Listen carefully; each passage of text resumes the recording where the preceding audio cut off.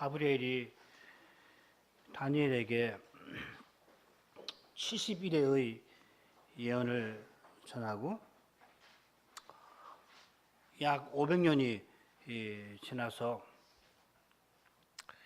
다시 하나님께 보내심을 받아 나사렛이라고 하는 이름 없는 동네에 이름 없는 집안의 가정집에 들어가서 마리아에게 메시아 낳을 일을 전하였습니다. 베드로전서 1장 12절을 보면 이 그리스도의 계시를 설명하면서 천사들도 살펴보기를 원하는 것이니라 했는데 500년이라는 그 긴 세월의 그 기다림 끝에 그 계시를 직접 전달하라고 명령을 받은 이 가브리엘 천사의 마음이 어떠했을까? 우리가 짐작하고 나눔이 있겠습니다. 그런데 여러분, 우리가 천사의 그 기다림보다 더 간절한 기다림이 있었다는 것을 잊어서는 안 될 거예요. 하나님이 얼마나 메시아 보내실 그날을 간절히 기다리셨겠습니까? 우리가 주님 다시 오시는 날을 학수고대하고 기다린다고 하지만은 우리가 그날을 잊어버린 때가 얼마나 많습니까? 그런데 자기 백성을 보호하시려고 주무시지도 졸지도 아니하시는 여호와께서 우리의 구원을 이루시는 그날을 얼마나 기다리고 또 기다리셨겠습니까?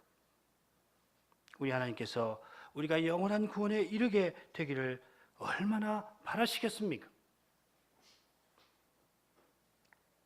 이 하나님의 소망 위에서 우리의 소망이 흔들리지 아니하는 것입니다. 하나님께서 우리를 그 곁에 두시는 그날을 얼마나 간절히 기다리고 계십니까? 이 사실을 깨닫는다면은 우리를 사랑하시는 하나님을 우리가 바라본다면은 아무리 어려운 현실에 우리가 처해 있을지라도 낭망하지 않을 수가 있겠습니다. 사실 우리가 연약해서 낭망할지라도 그런 우리를 하나님이 그냥 내팽개 두시겠습니까? 무엇보다도 낭망한 우리를 하나님께서는 기도하게 만드셔서 기도할 마음을 불러일으켜서 우리를 하나님 곁에 붙어있게 하실 것입니다. 하나님이 능히 그렇게 하실 수 있는 분이 아닙니까? 하나님이 얼마나 거룩하십니까? 우리가 지난 시간에도 누가복음의 말씀에서 그 점을 살펴본 줄로 압니다.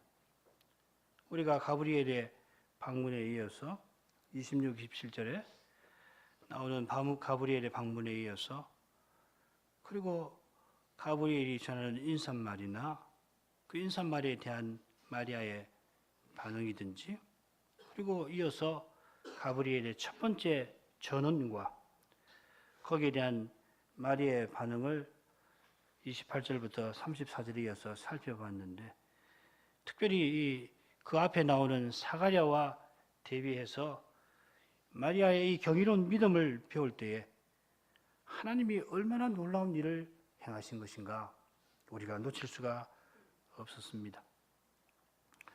누가 선생은 경건한 노 제사장과 그보다 더 경건한 어린 소녀를 여러 면에서 대조하고 있습니다. 놓칠 수가 없습니다.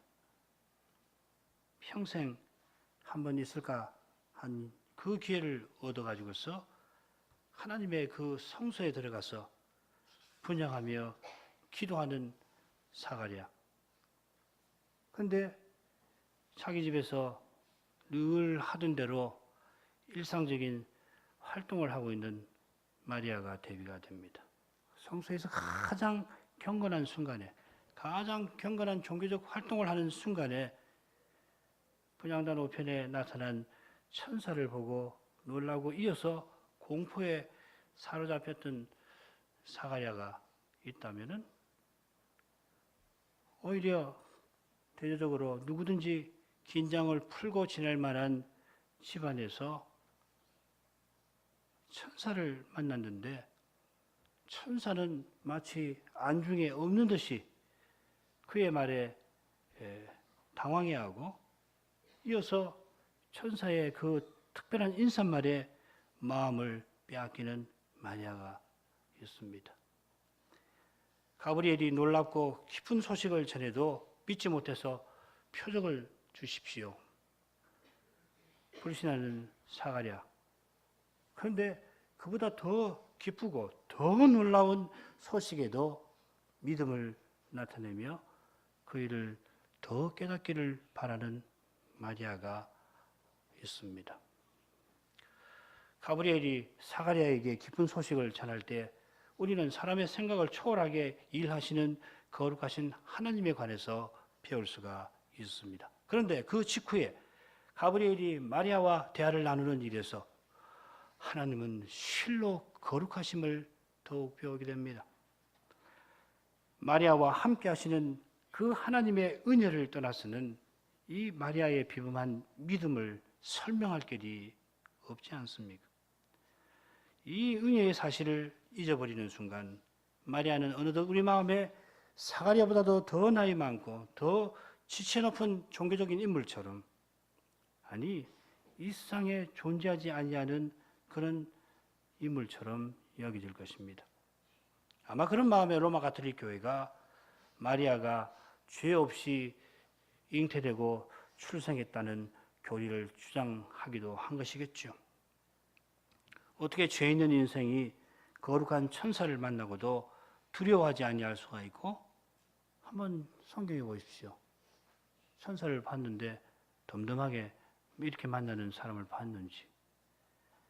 게다가 거룩한 그 빛이, 천상의 빛이 비치는 그 가운데서도 천사는 안중에 없는 듯이 천사의 그 말에 마음을 빼앗기고, 심지어 동정녀 탄생에 관한 말씀을 듣고도 그 일이 도대체 어떻게 일어날 수가 있는지를 더 깨달으려고 어떻게 죄 있는 사람이 이런 생각을 할 수가 있습니까?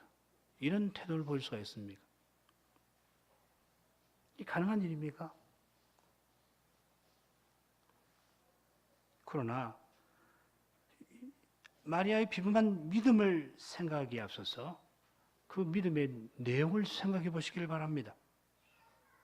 여러분, 어떻게 전능하신 하나님이 한낱 인간 아기로 세상에 오실 수가 있고, 그것도 동정녀 몸에서 나실 수가 있냔 말이에요. 마리아의 놀라운 믿음도 바로 이 놀라운 계시를 받을 뿐만 아니라 이 계시를 깨닫는 데서 나오는 것입니다. 그의 믿음은 전적으로 하나님의 말씀에 매여 있고 그 말씀을 깨닫게 하시는 하나님의 능력에 달려 있는 겁니다. 마리아의 믿음이 실로 놀라워서 이게 어떻게 가능한 일인가 하는 생각을 품으셨다면, 그 믿음을 불러일으키는 하나님의 말씀, 그런 믿음의 사람을 길러내시는 하나님의 능력은 얼마나 더 놀라운 것입니까? 우리가 우리 자신이나 특별히 우리 자녀들을 생각할 때 이 놀라운 능력의 하나님 안에서 생각해야 마땅할 겁니다. 왜? 사람이기 때문에 현실에 매이지 않을 수가 없습니다마는 말씀의 거룩한 빛을 우리가 받아서 우리로 하여금 믿게 하시는 하나님, 죄인인 우리를 구원하려고 독생자를 동정녀의 몸에서 참 사람 되게 하신 이 하나님을 바라보아야 마땅할 겁니다. 그러면 우리 현실이 여전히 실로 막막하게 그지없을지라도 그 막막한 현실 위로 거룩한 빛은 늘 비추고 있다는 것을 마침내는 발견할 수가 있을 것입니다. 그 빛이 우리의 죄의 먹구름을 뚫고서 쏟아지는 그날에 그 거룩한 빛 앞에서 우리의 생각이 달라지고 우리의 삶이 달라지고 우리 자녀들이 바뀔 것입니다. 바뀌지 않을 수가 없어요. 그러므로 우리가 할 일은 겸손히 그리스도를 기다리는 것입니다. 사람의 힘과 지혜를 의지하는 태도를 다 버리고 그리스도만 기다려야 합니다. 조금이라도 사람을 의지하는 사람은 그리스도를 결코 기다리지 못할 거예요. 조금은 기다리겠죠. 답답하니까. 그러나 금방 포기하고 말 겁니다. 어려운 현실에서 벗어나고자 사람의 꾀와 힘을 동원하지 않을 수가 없을 거예요. 구원을 바라는 사람은 주님의 약속을 믿고서 오시는 그분을 기다려야 합니다. 오직 기다리는 사람만, 약속을 믿고 기다리는 사람만이 주님의 능력을 맛볼 수가 있습니다. 마리아가 연소한 소녀였습니다마는 언젠가부터인지 하나님 말씀을 깨닫고 그 이후로 구약의 모든 성도와 함께 메시아를 기다렸습니다.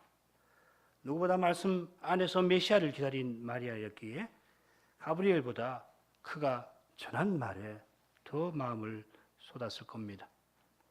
그런 마리아에게 하나님은 마침내 그가 바라던 대답을 주십니다. 마리아가 동정녀로서 아들을 낳되 지극히 높으신 이 아들 곧 영원한 나라를 세우실 왕을 낳게 되리라는 그 말씀입니다.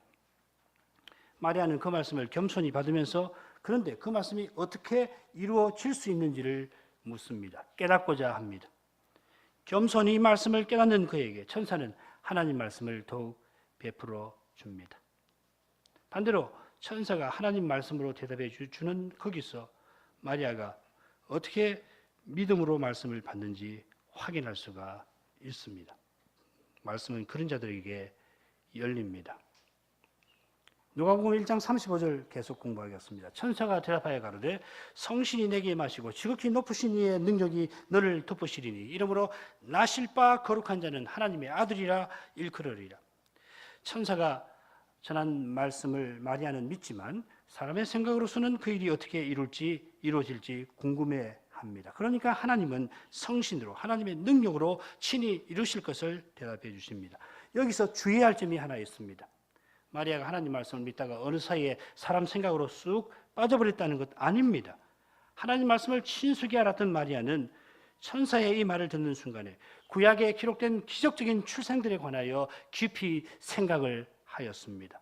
많은 자기에게 일어날 거라고 한 그 일은 그 어떤 일과도 달랐던 것입니다. 여러분, 아브라함이 이삭을 낳기까지 하나님에게서 몇 번이나 후기자에 관한 언약의 후기자에 대한 말씀을 들었던가요? 여러 번 듣고 또 들었습니다마는 처음에 아브라함은 자기의 충직한 종 다메섹 사람 엘리에셀을 언약의 후기자로 삼기를 원했고 나중에는 이스마엘을 하갈에게서 이스마엘을 얻어서 하나님 이 이스마엘이나 하나님 앞에서 살기를 원합니다 했고 심지어 사라에게서 아들을 낳게 하실 것이라 하셨어도 듣는 그 순간에는 믿지 못하였습니다. 여호와께서 믿게 만드셨습니다. 그런데 지금 마리아에게 이루어질 일은 동정녀의 몸에서 구주가 나시는 것입니다. 그냥의 언약의 후계자 아닙니다. 그 메시아가 그런데 동정녀의 몸에서 나시는 겁니다. 아무리 하나님 말씀을 잘 깨닫고 나가는 사람이라도 이런 말씀 이해하기 결코 쉽지 않습니다. 동정녀 탄생에 대한 이 교훈은 이걸 깨닫는 것은 이건 보통 일이 아니에요. 여러분이 그걸 믿는다면 둘 중에 하나입니다. 자유자들이 말하는 것처럼 여러분들은 현대인이 아니든지 쉽게 말하면 전근대적인 무식장이든지 하나님 은혜로 깨닫게 되는 것이에요. 그런 형편에 있는 마리아에게 하나님은 성신, 하나님의 능력을 말씀하십니다. 여러분, 마리아가 구약의 기적적인 출생들에 관한 말씀들을 생각하면서 이런 거 생각 안 했겠습니까? 성신에 관해서, 하나님의 능력에 관해서 생각 안 했겠어요? 결코 그러지 않을 겁니다. 이제 하나님께서 성신과 거룩한 이의 능력, 지극히 거룩하신 이의 능력을 말씀하시는 것은 뭡니까? 다름 아니라 마리아야, 내가 이제 이루겠다 하시는 것 아니고 뭡니까? 주님이 하실 일을 다 이해하려고 하기보다 그 일을 친히 이루시는 하나님을 의지하라 하는 말씀 아니고 뭡니까? 우리가 하나님 말씀을 전혀 깨닫지 못해서 우리의 현실을 이해하지 못하고 대처하지 못하는 경우 물론 많이 있습니다만은, 그러나 말씀을 어느 정도 깨달았을지라도 어떻게 해야 할지 알지 못하는 경우가 또 얼마나 많습니까? 그런 경우에 우리가 하나님께 기도할 때 사실 하나님이 우리로 하여금 그런 경우에 기도하도록 이끌어 주셔서 하나님께서 우리가 이미 잘 알고 있는 그 말씀을 다시 일깨워 주시고는 하나님을 바라보도록 하시지 않습니까? 지금도 그런 뜻으로 마리아에게 말씀하시는 것입니다. 마리아가 전혀 모르는 사실이 아니라 어느 정도, 아니 상당히 알고 있습니다만은 그 마음에서 어두움을 친히 거두어 내 가시는 겁니다. 이것이 중요한 거예요.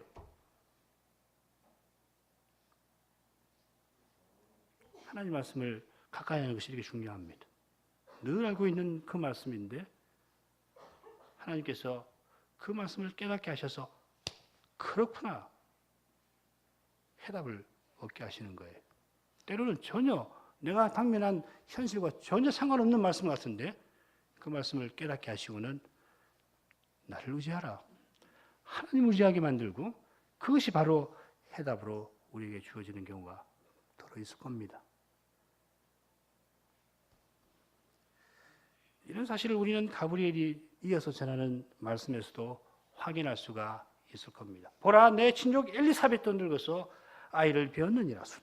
본래 수태하지 못한다는 이가 이미 6달이 되었나니 대저 하나님의 모든 말씀은 능치 못하심이 없느니라.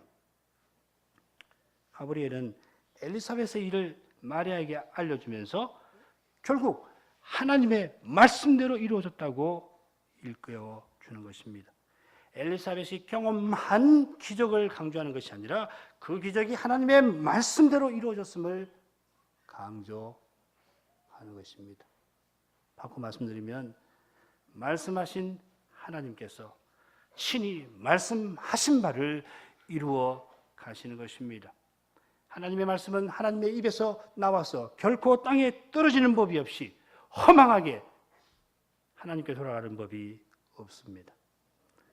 만일 그런 일이 조금이라도 있다면은 실로 주의 앞에 죄송스러운 표현입니다만은 그러면은 하나님은 하나님이 아니시게 될 것인데, 그러나 여러분 그런 일은 절대로 불가능합니다.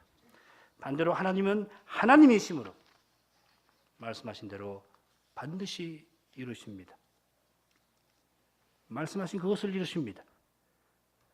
말씀만이 이루어집니다. 결국 가브리엘은 마리아에게 지금 내가 하나님의 말씀을 전한 것이다 하는 것이에요. 500년 전에 가브리엘이 다니엘에게 전한 그대로 포로 잡혀 갔던 이스라엘이 고향으로 돌아갔고 성전이 재건되었습니다. 그때 그가 다니엘에게 또한 70일의 예언을 전했는데 그 정해진 때가 차서 메시아가 탄생할 일을 전하려고 지금 마리아의 사가에 와 있습니다. 이 생생한 역사 현실 위에서 가브리엘이 하나님의 모든 말씀은 능치 못하심이 없느니라고 그에게 선언하는 것입니다.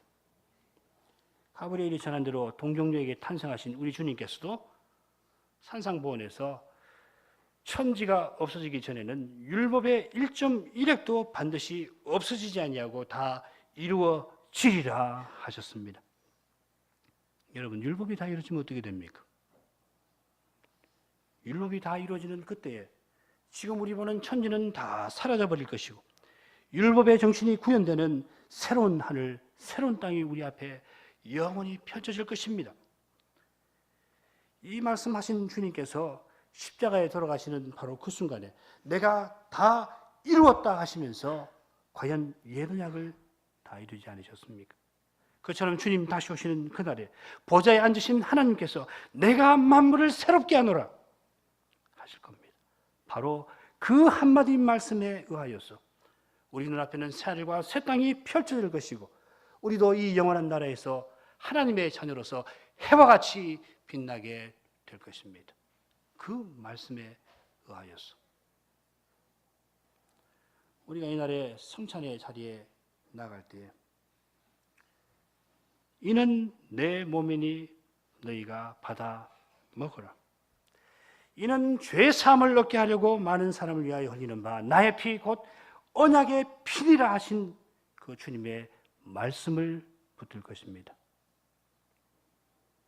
이 말씀을 믿는 사람은, 이 말씀을 붙드는 사람은 주님께서 주님 안에 있는 참된 몸과 피를 그에게 틀림없이 주실 것입니다. 주님께서 그 사람 안에 살아계시는 실정이 나타날 것입니다. 그 실정이 무엇입니까? 그리스도의 그 고결하신 인격, 무엇보다 그분의 그 거룩한 사랑이 우리 자신에게 나타나고 해보다도 더 찬란한 이 그리스도의 영광이 우리 가운데 나타나는 것입니다. 바로 여기에, 바로 이 주님의 교회에, 주님의 지체들 삶에 독생자가 동정녀의 몸에서 태어나는 그 기적의 실질이 있지 않고 무엇입니까? 죄와 사망의 권세에 매여 있는 우리 가운데 율법의 정신이 구현되는 하나님 나라의 영광이 마치 먹구름이 지나간 새벽 미명처럼 비치지 않겠습니까? 이 새벽 어스름에 우리는 대낮에 광명한 대낮을 기대하듯이 이 성찬에서 우리는 그리스도와 같아지는 그날을 소망할 수 있습니다.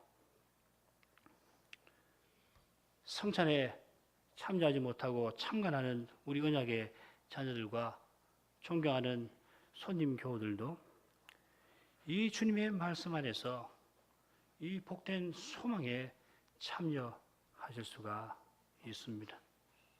겸손히 하나님 은혜를 구하는 자는 누구든지 하나님의 사랑에서 결코 멀지 않은 법입니다.